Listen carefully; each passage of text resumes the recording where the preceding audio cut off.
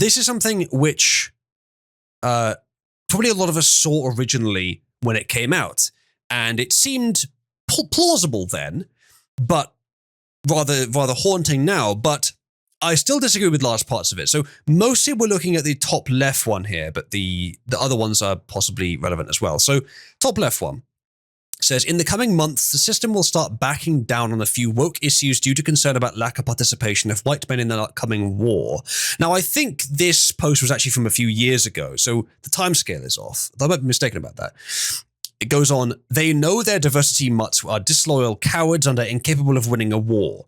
They will first use their good guys like Joe Rogan and Musk to lay the groundwork for certain ideas to be allowed to be pushed back on.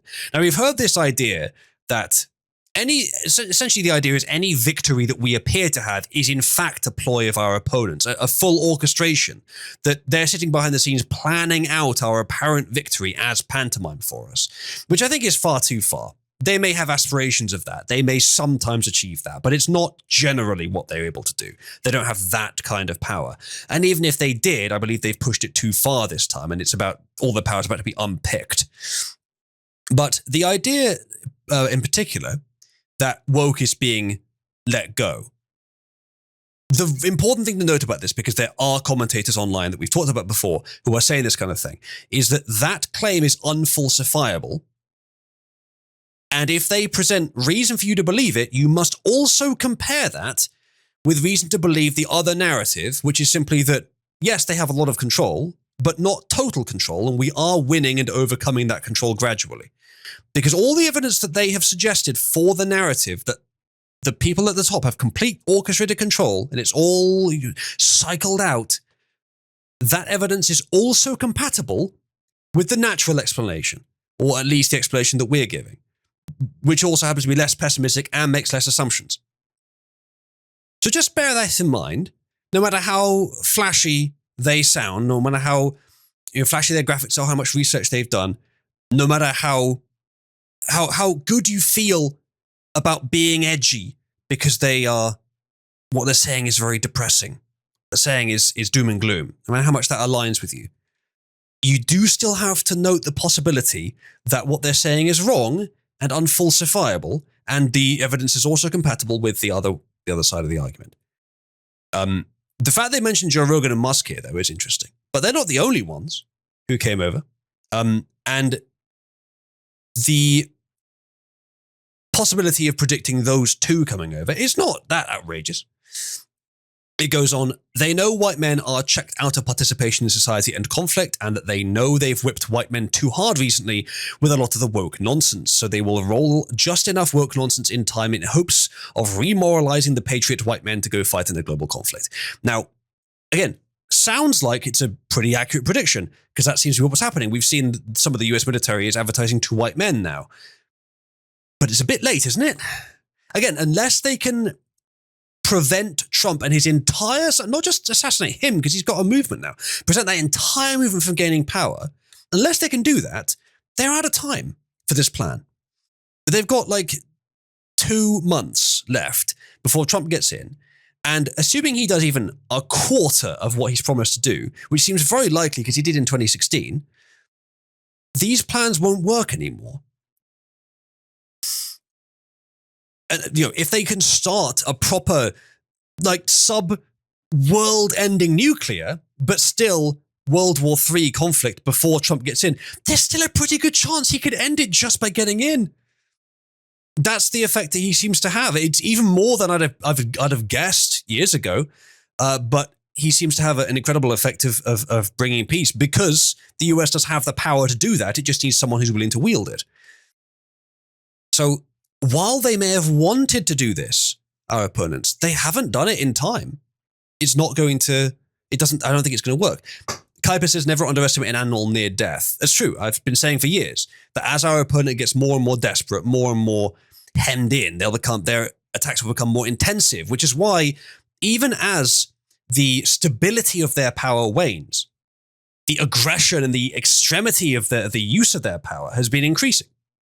The last 5 to 10 years, things have been getting worse at probably an exponential rate.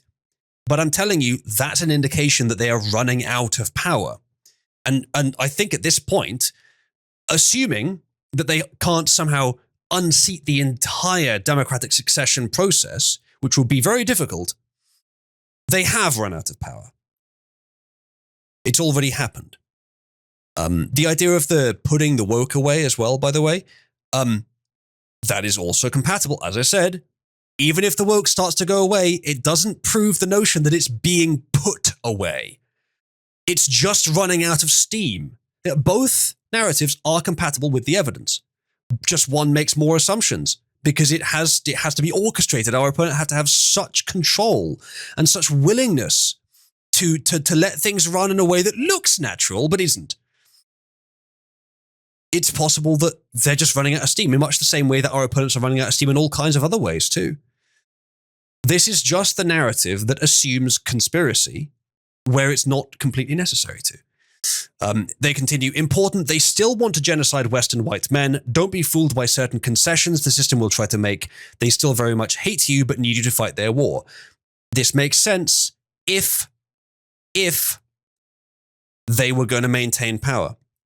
You have to assume at this point, if this is going to be true, you have to assume either that they have a plan to just completely prevent the MAGA movement from getting into power, or completely preventing them from wielding it, both of which would be much more difficult than they sound, or that Trump is their guy, and so is the entire movement under him, and that all of the people he's put in his cabinet, all those 20 or 30 people from various different walks of life, various different party affiliations, all come together to do the bidding of the same establishment, to replace the rhinos with more rhinos with a different coat of paint. There probably are some people that believe that's what's happened. But that is a belief with a hell of a lot of assumptions. It does not seem to line up with anything else we've seen. And the only reason you would believe it is to maintain this narrative that the elites have complete power and we can never beat them. Again, there are some legs to these ideas that our opponents have more power than it seems like. That a lot of what they're doing, a lot of apparent victories are actually part of psyops. That does happen. That is true. And the idea that I first heard from Scrump, which is viable, that they might try to pivot, i.e. put forward an illusory opponent, let us defeat it, and then pivot to a different one on the other side, and then support that instead when they don't really need to care anymore. These are all viable propositions.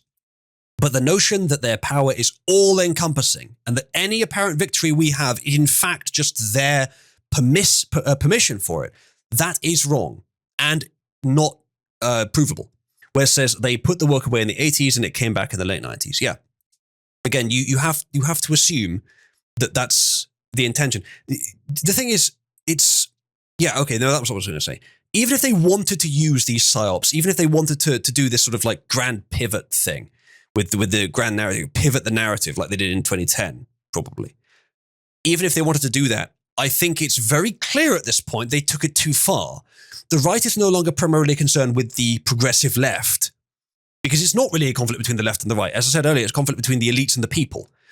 The right is now primarily concerned with corruption.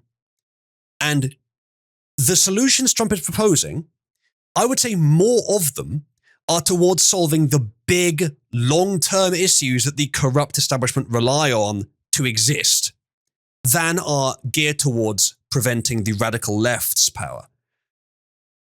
If, indeed, Trump and his people were all about destroying the radical left and not about affecting the corruption in Washington, or about unpicking the pharmaceutical and military industrial complexes and various other like really long-term and deep things, the deep state, cutting institutions, cutting the size of, if they weren't about that stuff and about free speech and all that, if they weren't about that stuff, this would be held a lot more weight, a lot more water, this narrative.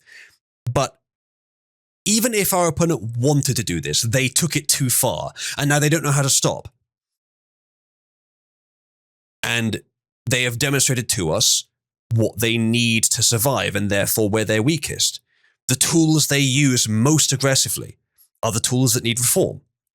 And those are exactly the ones that the MAGA movement is focused on. Now, the only thing at this point that's going to lead me to doubt anything I've just said is if Trump and his people don't do what they say they're going to do. And that, to me, from just a sort of political experience, intuitive angle, looking at what's happened in the last 8 years, who he's got around him, what they've been saying, how difficult it would be to fake all this, that is practically an impossibility, as far as I'm concerned. We'll see, but a lot of people are going to be very disappointed that they can no longer be so disappointed in about a year. Kaiba says they fucked up boiling the frog. I think that's a distinct possibility, yes. And they don't get me wrong, they were doing a bang-up job of that subversive evil. But I think they underestimated the people of the West. Chugun says, you don't understand. T was right, and we need to spurk out and stand up to be picked off, or you're a cock, and you want to get to the root of things and not just rage out, so I've been told, yeah. There's some... there needs to be, jitter in strategy and evolution and all things. But there are extremes that just aren't beneficial to you. To some extent, Tarapun is creating untenable situations to lure out those who are the most likely to resist it. But I think they just underestimate the effectiveness of conversation over a long period of time and winning hearts and minds. Perhaps they had the same research that, greatest respect to her, that Aiden has, where she will read all these studies that say you can't persuade people, you can't change their mind, and that'll be the end of it. But then it happens in reality, because there are certain factors that are very difficult to measure in a lab or in a survey or anything like that. Very difficult. And that is personal experience over decades, or at least over 10 years, changing a person's basic principles in ways that are immeasurable on a short scale, but very clear on a long scale, and aggregated over a massive number of people, in massive cultural changes that you cannot measure on a small scale. And trauma and inspiration and just little hints every now and again, which start them on a road towards their hearts and their minds being won to a different way. Positive messaging. These things that are very difficult to measure scientifically, but which very clearly happen and have happened and are happening. It just so happens that the commies require corruption to functionally implement their agenda for the US's field, yeah. It's part of it. The schizo plan hinges on elites somehow being able to complete the generations-long task of remoralizing a demoralized populace in 2 months. Yeah, I know. I can see why they thought this made sense. And there are people out there who, not necessarily schizo, but just they have a pessimistic perspective towards politics. And that's not inherently wrong, but some people take it too far. And this is taking it too far. I'm sure that there are optimists that take it too far as well. But I have to say I've seen less of that. Owen says, you can't convince someone in a span of a single conversation, but enough of such conversations and corroborating evidence taken in from real world will change people's minds over a long enough time frame. I'd bet Aiden studies try the former and not the latter. That's what I'm thinking. That's exactly what I said to her, is how longitudinal are these studies? And I can't remember what she said, but even if they're like over a few months, I don't believe that's enough. And even if it's not in a lab, but it's a survey of real beliefs, I don't think you're going to get honest enough data to make a realistic appraisal. And you would need a big enough sample size to get an idea of the entire population's change. And there's one other part of that as well. If it was done, say, in the 90s and 2000s, I don't believe you would find much of a change, because there wasn't much of a change culturally in the things that she'd be trying to measure during that time. Nowhere near as much as there has been in the last 10 years. I'm sure you could do a study that would reveal it. But it would be much more difficult.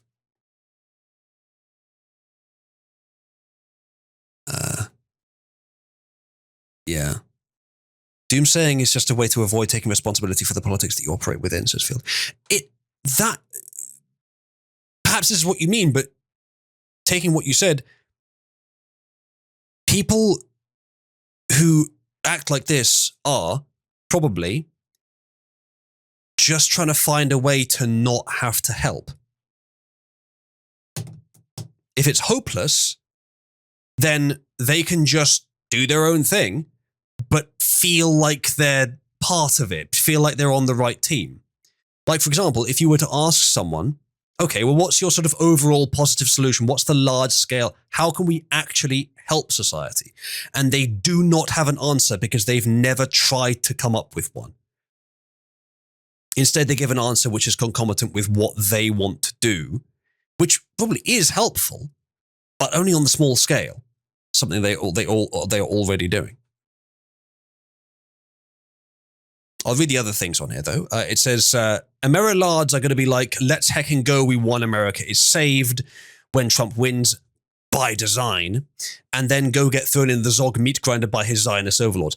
If Trump starts sending American boots on the ground in Ukraine, well, it'll certainly be upset. That's certainly not the kind of person he has appeared to be so far. He has always produced peace. Now, we have to assume from this that Trump's entire first presidency was just the bait for the later switch, which is possible, but so unlikely that all the things he did back then were just to give us the impression that he was worthy. And the funny thing is, even if Trump believes in this, even if Trump is their puppet, which I can think of scarcely anyone who is less likely to be a puppet than Trump. Even if that's the case, there's an entire movement behind him that he depends upon now, because he didn't have in 2016, but he does now, who they can't all be in on the conspiracy. It's too much to believe that they would all stay quiet about it when they came up naturally through grassroots means. Some of them, sure, I could believe were placed there. You know, Joe Rogan, Elon, maybe, but there's so many of them who came up from just sort of out of nowhere or from positions where they've been for years but sort of weren't involved in anything. People who are so unlikely to have kept it quiet. And there's all kinds of people around Trump and his people. And this entire movement is founded on strong principles and on actually being honest and on actual, like, real politics. It's just so unlikely to happen. It's possible, but it's so unlikely to happen that assuming it like this is kind of ridiculous. Again, it's from people that just aren't willing to think in terms of, could this go well? Like, what could be done to make things better? You can be pessimistic about politics without totally demoralizing everyone. This guy says, not just US, but the whole Western world is gearing for war. And if Trump had not just been elected, that would be fine. Not fine, but that would be true. I think that's what they want. But they're doing it particularly strongly now because Trump's got elected, because they're scared that he will bring peace. It says, don't let your family, loved ones, or strangers force you into the meat grinder that will be World War III. And if some puts the white feather on you, they say, scream like an autistic man, shit your pants and cry, nor wants to deal with a during war. I'm not sure that would necessarily be the best approach, but hey, if World War III does start, chat, conscientious objection as much as is safe. It then continues, are you telling me that the demolition of Bud and Target was calculated to convince white conservatives that they are winning? Americans are dumb, they say. The rest of the world know exactly what they are doing to you right now. Trump and then war. Calls people dumb on the basis of a totally unproven hypothesis, which is wildly apocalyptically depressed. Yeah, I feel like, yes, these people have some deep depressive streak where they can't help themselves but be pessimistic about everything. But honestly, I think Field is correct. And I think I did think about this as well, that it's an excuse not to help, but to still feel like you're doing everything you can. But that's almost nothing because there's no way you could possibly win. And that if everything good that happens, it's also kind of like sour grapes. If you've been doomsaying for years and then things start actually going well, if, for example, you've been saying democracy is useless, it can't help us out, and then democracy solves the problem,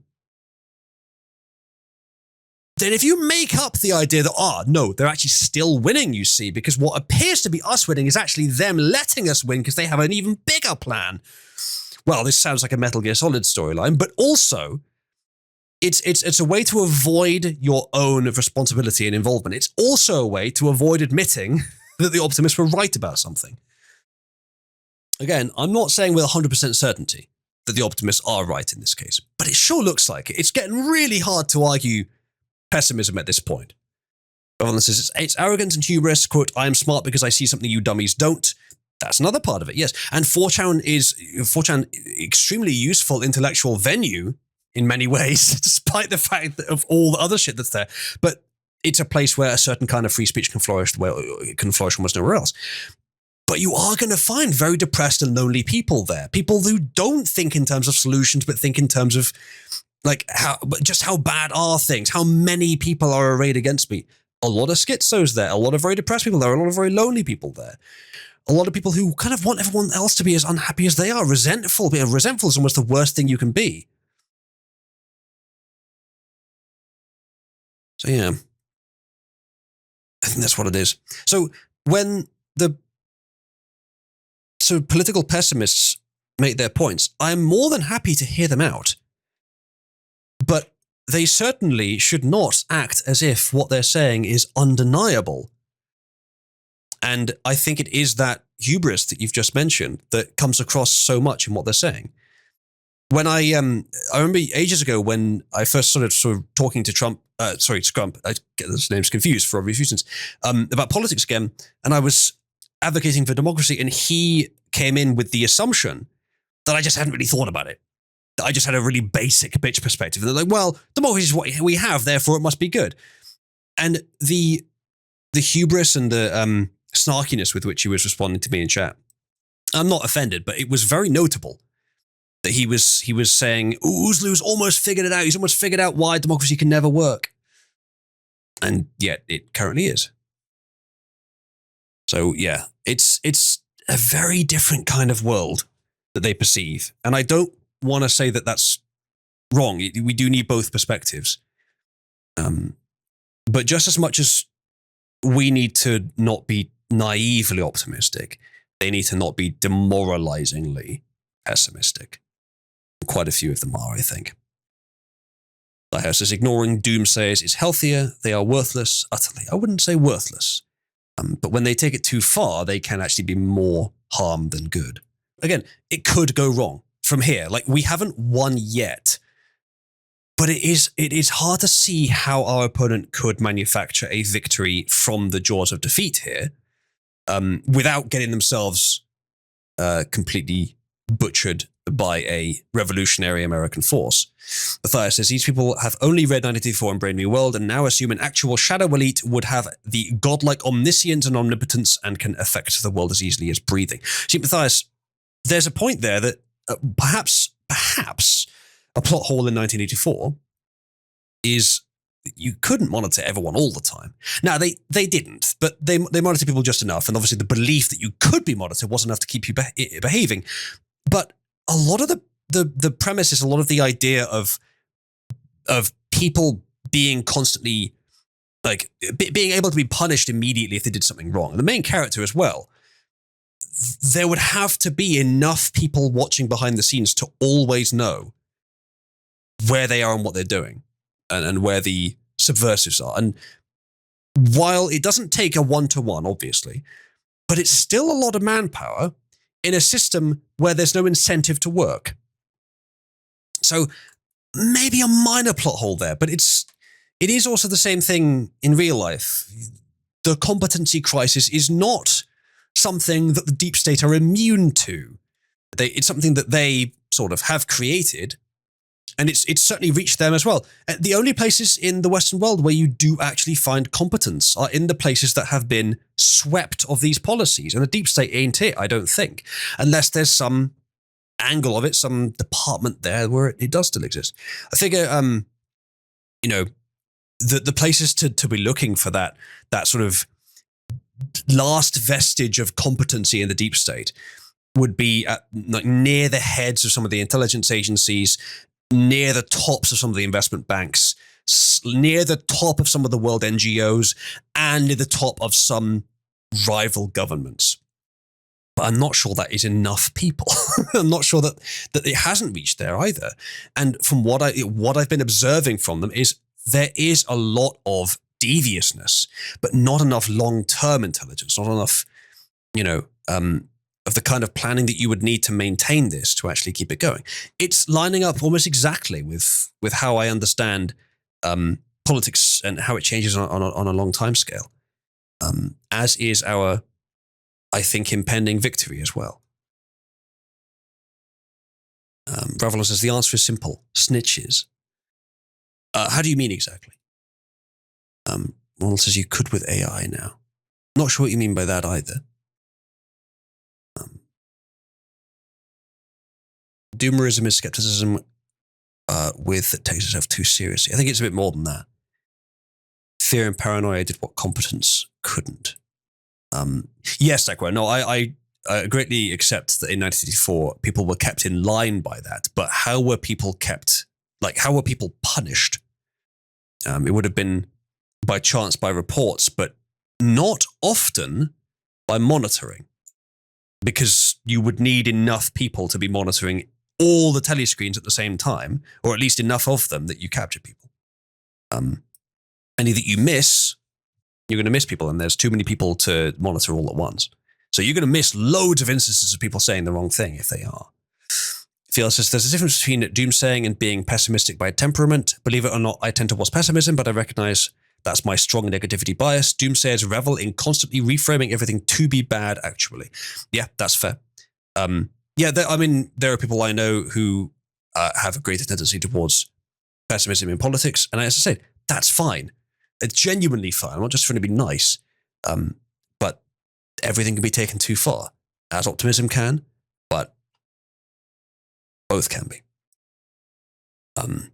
Ronald, okay, in reference to monitoring the entire population, AI could help, but while AI is very powerful and has massive potential, it's not at the point yet that it could reliably do that, particularly not when it's, muffled audio and low-res video or whatever you've got with CCTV. So yes, but not that well. Someone says part of the quick response on 94 is because the massive amounts of entrapment to create criminals who were already being closely and specifically watched because they were being led into crimes to be punished.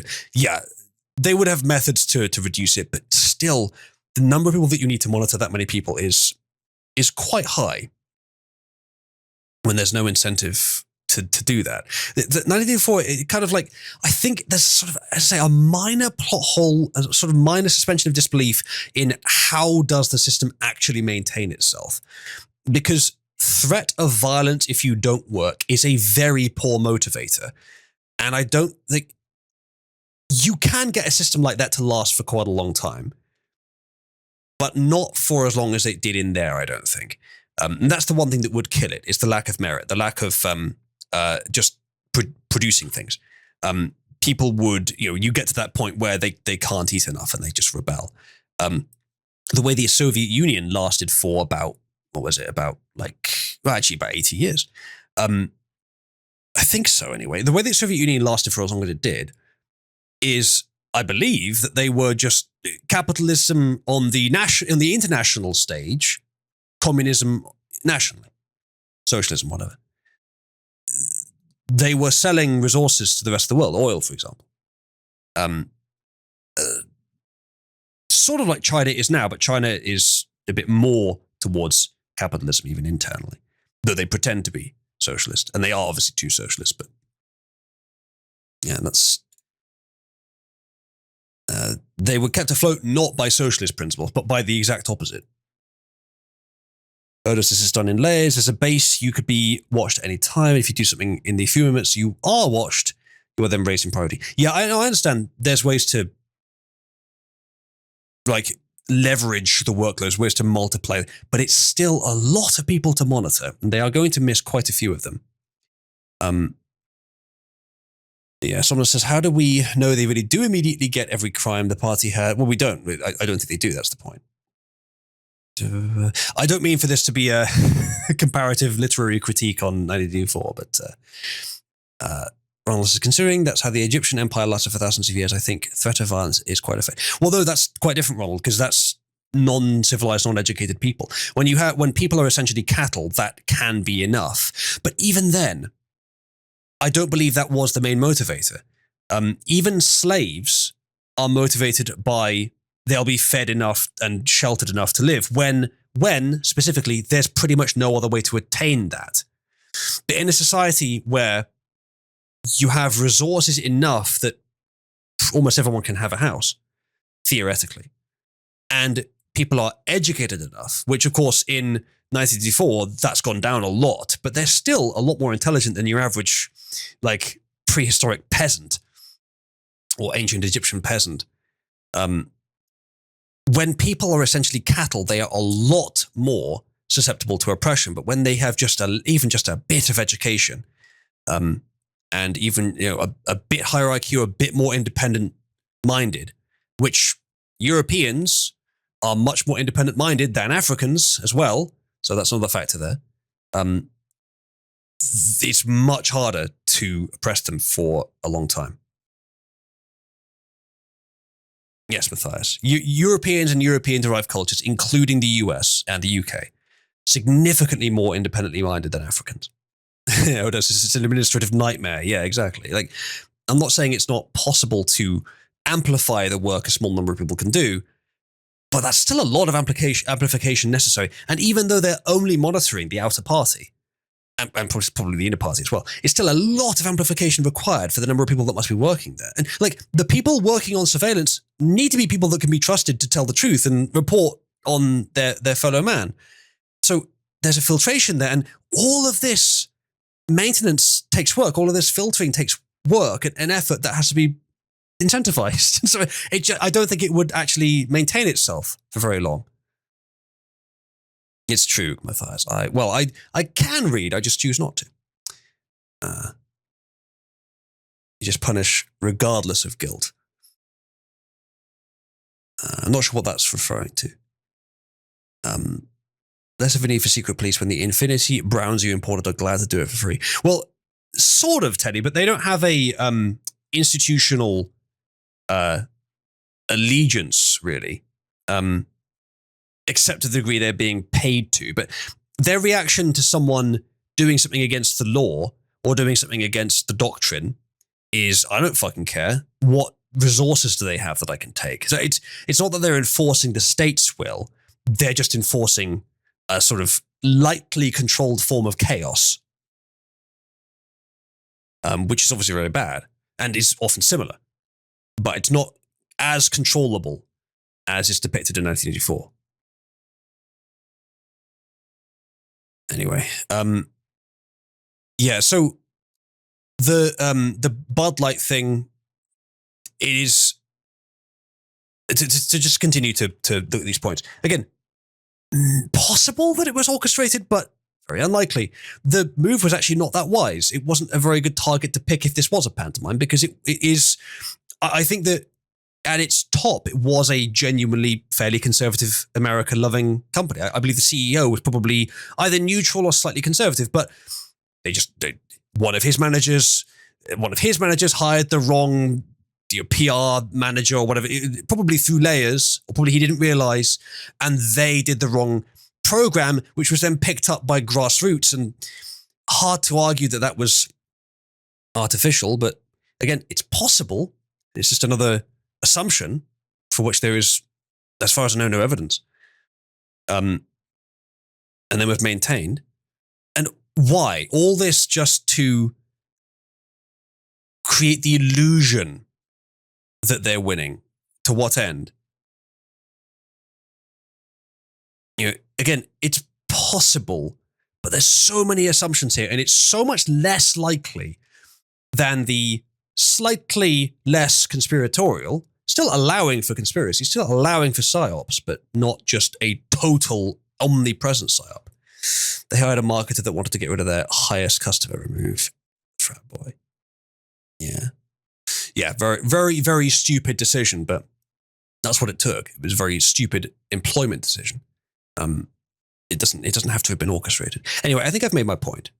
Let's move on. But still, though, top left comment here, impressive that they managed to predict a few things there, particularly predicting Joe Rogan and Musk would join Trump. Because I think when this was posted, I think this was a few years ago, I don't think they had yet. Impressive prediction. But not outside the realms of possibility to simply guess it accurately.